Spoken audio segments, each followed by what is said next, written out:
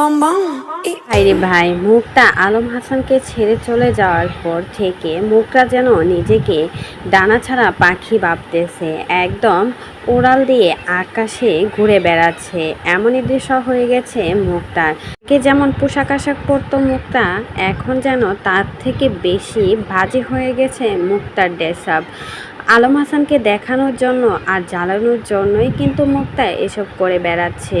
আলম হাসান কিন্তু মুক্তাকে ছেড়ে একদমই ভালো নেই, দেখেই বোঝা যাচ্ছে একদম শুকিয়ে কাঠ হয়ে গেছে আলম হাসান।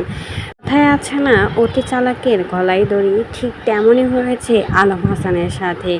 মুক্তাকে নিয়ে আসছিল মুক্তাকে ভালো করার জন্য, যাতে করে মুক্তাকে ভালো সুন্দর একটা জীবন দিতে পারে। কিন্তু মুক্তা আগে যে আকাম কুকামগুলো করতো তা থেকে ফিরে আসা কখনোই সম্ভব না।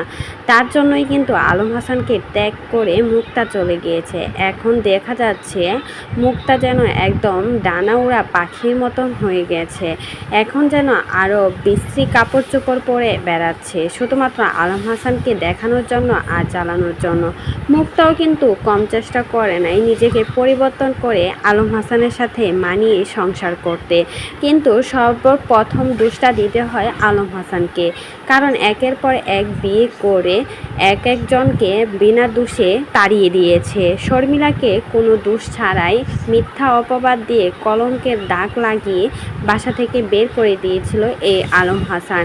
আর তার কপালে জুটেছে মুক্তার মতো নষ্টা একটা মেয়ে, যে কিনা কয়েক মাসও সংসার করতে পারে নাই আলম হাসানের সাথে, আবারও ডিভোর্স দিয়ে চলে গেল। এখন হয়তোবা নতুন কাউকে খুঁজে নেবে আলম হাসান।